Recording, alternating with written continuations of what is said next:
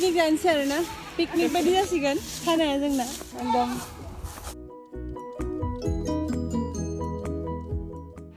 Hello everyone खुलुमबाय welcome back to माय channel लोगोफोर दिनैनि ब्लगखौ आं एसे फुङावनो स्टार्ट खालामबाय ओमफ्राय नै शिवमा शिवमा लोंदों नों मा लोंदों कमप्लेन से good morning good morning I love you they लों शिवमनो तो कमप्लेन होबाय बेनि रेसपन्सिबिलिटिया जोबथ'बाय ओमफ्राय दा आंना आरो मोननैसे रेसपन्सिबिलिटि बारायबाय ओमफ्राय आं नोंथांमोननो देखायनि र' आंना थारमाने फिसाफोर जाबावबाय एसे जोंनि न'आव फिसाफोर आरो जोनोम लाबावदों नोंथांमोननो आं देखायनि आंनि गथ'फोरखौ होनबा देखायनि आंनि फिसाफोरा माथाम मावजि फिसा ओइनो मिमि मा बियो शिवम मावजि नै मावजिफ्रा दा बिसोरनो आं नै गाइखेर दौनोसै आमुल ताजा। तो दोस्तों ये है मेरे घर के 3 नए मेंबर्स मेरे 3 नए बच्चे शिवम के साथ हो गए 4 बच्चे अभी इस घर में। पता नहीं इनकी माँ कहाँ गायब हो गई इन लोग को जन्म देके ही। तो बहुत ही रो रहे थे तो मैं उन लोग को उपाय नहीं उठा के लेके आ गई और किटन फार्मूला तो बहुत ढूंढा बरपेटा रोड में मिला नहीं तो फाइनली मैं इन लोगों को अभी अमूल ताज़ा ही पिला रही हूँ पानी में मिला के। होपफुली ये लोग बच जाएंगे प्लीज़ प्रे कीजिएगा। बे मावजि फिसानि काहानिखौ खोन्थानि र' आं नोंथांमोननो जोंनाव थारमाने मासे गोसोम मावजि फैबाय थायोमोन ओमफ्राय जों फिसिनाय नङामोन मालायनि फैबाय थायोमोन आरो ओमफ्राय बिसोरखौ जोनोम होनानै अबाव थांखो मावजिया नुजाफैया माने सानसेबो नुजाफैयाखै बिसोरा गाबबाय थाबाय आं उनाव थानो हायैनि लाबोबाय ओमफ्राय दा मा खालामनो इयावथ' माने आं ओरैनो इन्टारनेटाव नायदोंमोन आरो गुगोलाव मावजिफोरखौ मा दौनांगौ ओमफ्राय बिसोरना बेलेग फर्मुला थायोनो ओमफ्राय बरपेटा रोडआव बिदि मोना आं निगिरदोंमोनबो ओमफ्राय उपाय गैयैयाव मा खालामनो गाबबाय थाबाय नालाय स' लाकिलि आंनाव माने जोंनाव बे सिरिन्जा दङमोन आरोना ओमफ्राय आमुल ताजा लाबोबाय दखाननिफ्राय ओमफ्राय आमुल ताजाखौनो एसे दै होनानै एसे पातला खालामनानै दौगासिनो ओमफ्राय बेसा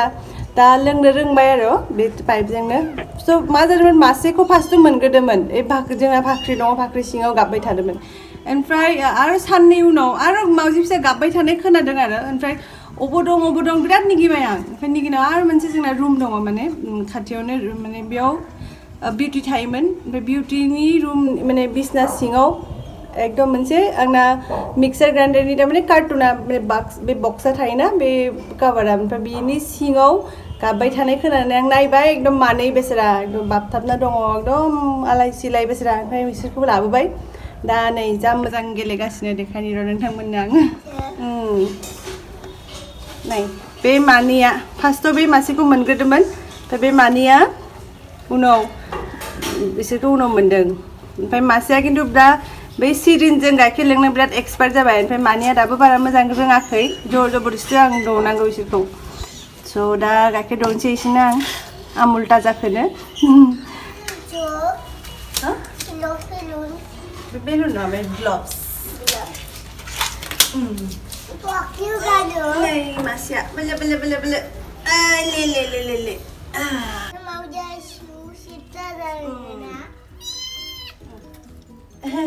नाय जि रोंबाय बे मासेया बिराद एक्सपार्ट जाबाय लोंनो एकदम नायसाय इमान किउट बोरै हमना लादों किउट ना बेटा आयो सना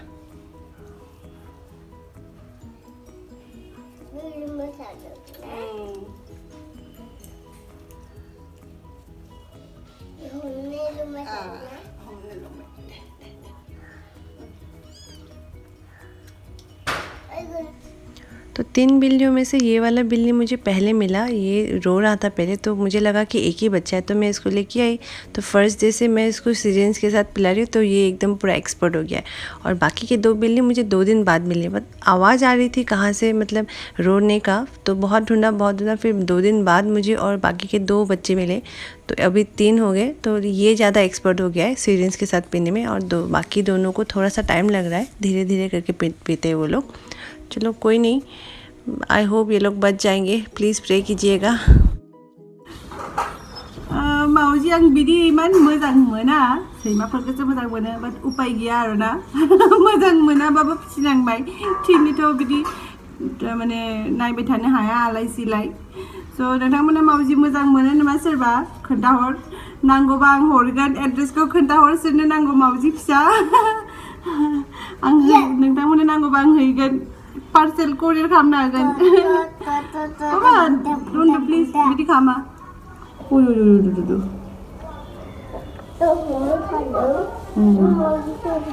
लोगोफोर मावजिफोरखौ दौखांबाय आमुल ताजा गाइखेरखौनो दौबाय उपाय गैला ओमफ्राय दा जोङो तारमाने दिनै सानडे ओमफ्राय दिनै जोंहा तारमाने बाजिगाव मोनसे पार्टि दङ हाल जांख्रा भिडिअ जाय तारमाने मावदोंमोन इसोरखौ तारमाने जाय दङमोन हाल जांख्रा भिडिअ जोंखौ जाय हेल्प खालामदोंमोन बिथांमोनखौ दिनै पार्टि होगोन सावरि होनो नामा बिदि खालामगोन सानदों स' नोंथांमोना अननानै भिडिअखौ नायलांबाय थादो स' बेनि सिगां एसे खामानि दङ खामानिफोरखौ फोजोबना लानोसै ओमफ्राय रेडि जानोसै एसे ओमफ्राय नों दाथ' बाजार खालामनो थांदों बिजि स' ओमफ्राय नोंथांमोनखौ दा उनाव पुरा बाजिगाव लोगो मोनसै स' नोंथांमोन देखायनो नाजागोन आं स' अननानै नोंथांमोना भिडिअखौ नायलांबाय थादो दोस्तों मैं हो गई हूँ रेडी अभी हम लोग जा रहे हैं बाजीगांव फिर से मेरी मदर इन लोग के गांव एक्चुअली वहाँ पे आज एक छोटा सा पार्टी है जिन जिन लोगों ने हाल जांख्रा म्यूजिक वीडियो में हम लोग का हेल्प किया था सारे रिलेटिव्स ही है हमारे मम्मी के गाँव के मतलब मदर इन लोग के गाँव के तो छोटा सा पार्टी है उन लोगों के साथ तो गेट टुगेदर भी हो गया तो उसके लिए रेडी तो बिल्लियों को मैंने फिर से एक बार खिला दिया है ताकि और परेशान ना करे मम्मी को तो चलिए मिलते हैं बाजीगांव में और वहाँ पे देखते हैं क्या क्या तैयारी कर रहे हैं ज़्यादा कुछ नहीं है बस सब लोग मिलके आज पार्टी करेंगे थोड़ा गर्मी ज़्यादा है लेकिन उपाय नहीं है और फिर थांनो ओंखारबाय थुदोनबा बाजीगांव लोगो मोनफिनसै ओमफ्राय नै दख'नाया नै बेखौ गानबाय सिनायदोंना दख'नाखौ बेखौ बे आंनि बिजावजालियानो दादोंमोन बाजिगावआव जे दङ जे दा देखायगोन आं नोंथांमोननो आरोबाव खनसे सोर सासे बिजावजालिया दादोंमोन बेखौ ओमफ्राय आं बेखौ मोनबाय स' माबायदि नुखो कालारा बिराद आराम ओमफ्राय आं बिदि सिम्पोल दख'नाखौनो मोजां मोनो माने बारा आगर गोनांखौ मोजां मोना माने जिं जिङावल' खालि बर्डार थानाय ओमफ्राय प्लेन स' ओंखायनो गानबाय गरमाव मोजां ओमफ्राय जोमग्राखौथ' लानो बायो इमान गरम थेवबो लाबाय आरोना थुदोनबा बाजिगाव लोगो मोनसै नोंथांमोनखौ बबाव थांगोन नोङो शिबम बाजिगाव मा खालामगोन बाजिगाव गेलेगोन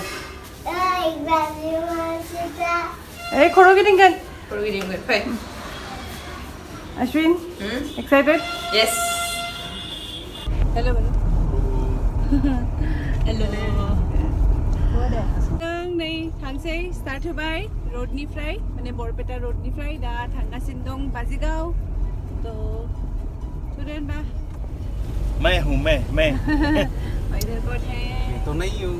ये बिजू है नहीं ये ग्लास बिजू में नहीं देखिए मिरर में देखने को मिल जाएगा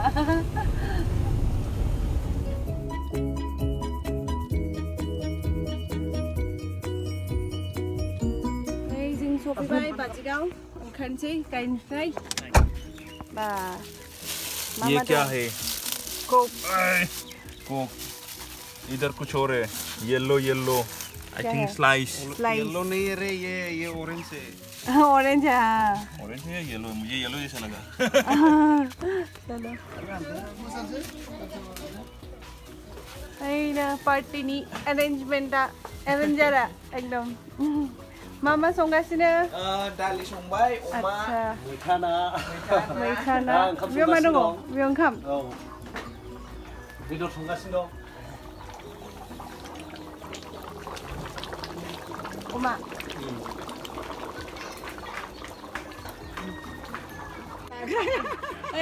आंनि दख'ना दानाया बिदि जालिया आब'आनो दादों पुरा बिजि दं देखायनि सोर मा संगासिनो दं देखायनि तो यहाँ पे किचन में मेरे जेठानी लोग हैं ये लोग पूरा एकदम बिज़ी तो वहाँ पे चूल्हे में मेरी बहू बैठी है तो वो पापड़ फ्राई कर रही है और एक साइड में बन रहा है मिक्स वेज तो चिकन करी पोर्क करी फिर फ़िश विद रोज़ल लीव्स ये सब आइटम है तो वो सब ऑलरेडी बन चुका है तो अभी बस फाइनल पटल फ्राई करना है और पापड़ फ्राई करना है बस उसके बाद खाना तैयार क्या है चिप्स बच्चा पार्टी के लिए चिप्स क्या है बच्चा पार्टी माँ बंजा खेला शिवम चिप्स बड़ा नहीं माले मिट्टी दादा मा खालामदों? अरे मुझे करना देता है। अरे ये तो क्या करूं? मेरा दिमाग खराब कर देगा। मा जादों? चिप्स।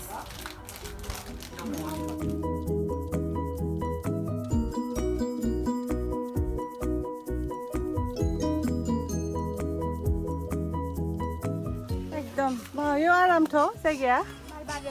बिराद मोजां माथो नो सिख्लाफोरा नायनि एकदम बार जागासिनो एकदम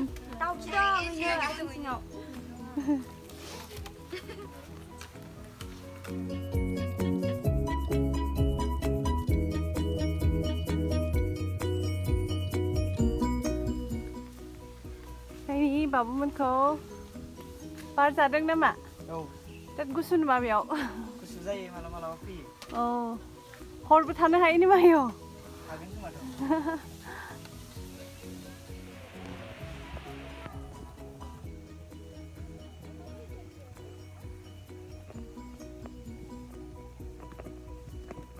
मोजां बेयाव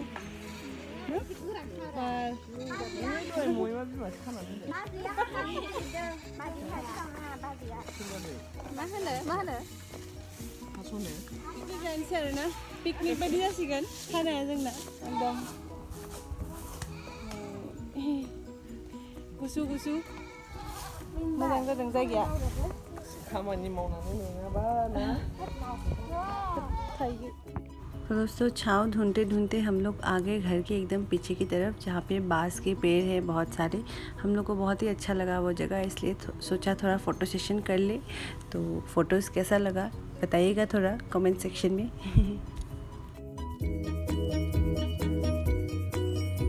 लोगोफोर बे जायगाखौ थारमाने जों फसायदोंमोन आरो बेयाव पिकनिक बायदि जागोन सानदोंमोन खिन्थु एसे उसुबिदा जागोन गोजानद्राय जायो संनाय जायगाया एसे माने गोजानद्राय स' रोगाबाय थानायाव दिगदार जागोन स' दा जे जायगायाव संदों बेनि खाथियावनो जाहैनोसै खिन्थु बेयाव आराम जादोंमोन आरो सायामोन जिरायनो बिराद मोजां जागौमोन ओमफ्राय दसे जिरायनानै जों फैबाय फट' सट' खेबबाय दा थांफिनसै बै जायगायावनो जेराव ओंखाम संदों बेयावनो जाहैनोसै बा बा आरोबाव खनसे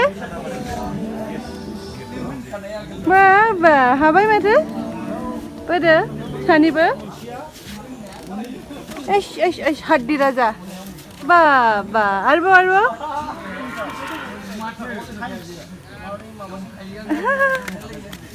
ओह ओह ओह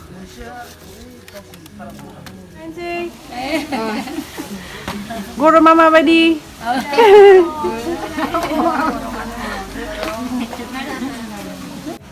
एकदम गरम अबस्था गैला ओमफ्राय खस्थ' मोनजोब्बाय मानसिफोरा नै बिथिं गयबो खावनांबाय थाखाय खस्थ' जाबाय ना गोलोम बोथोर इमान जर হয় बाप रे बाप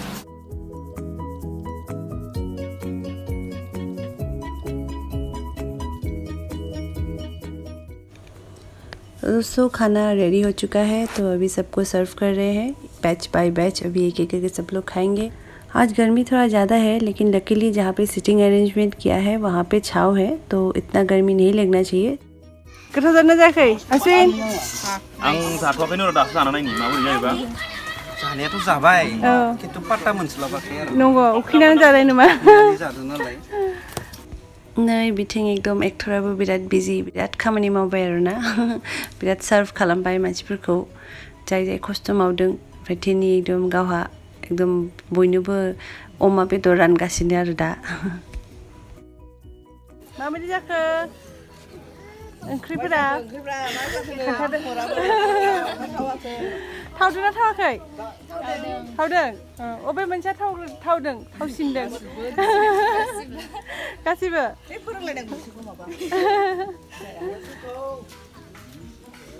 तो दोस्तों हाल जांकरा म्यूजिक वीडियो के पीछे जिन लोग का मेहनत है बैकग्राउंड में जो लोग हैं तो मैं आप लोगों को दिखाना चाहूँगी यहाँ पे अभी पार्टी चल रहा है तो मैं एक एक करके दिखाती हूँ. इन लोगों का मेहनत की वजह से ही वो हालजान का वीडियो हुआ है. So खनसे नायदो. नायदो. Background ni मानसिफोरखौ नुनांगोन ना. दासो जाबाय. बयखौबो थेंक इउ होनदों आरोना जोङो आरोबाव. ओमफ्राय नोंसोर नायनानै माबायदि मोनखो भिडिअखौलाय? बानलु होनदों बैलाय बानलु So लोगोफोर नै जों सानैबो जानोसै बोराय बुरि बिथिं हाय बल्द' जोंना थारमाने सावन मास निरामिस स' जों निरामिस जानोसै ओमफ्राय गासिबो जाजोब्बाय ओमफ्राय जों जानानै थांसै स' दिनैनि ब्लगखौ आं बावनो फोजोबनोसै आसा खालामो नोंथांमोना मोजां मोनबाय ओमफ्राय लोगो मोनसै नेक्स्ट विक नेक्स्ट ब्लगाव so thank you so much for watching the video. Bye bye. Bye bye बल्द' बाय बाय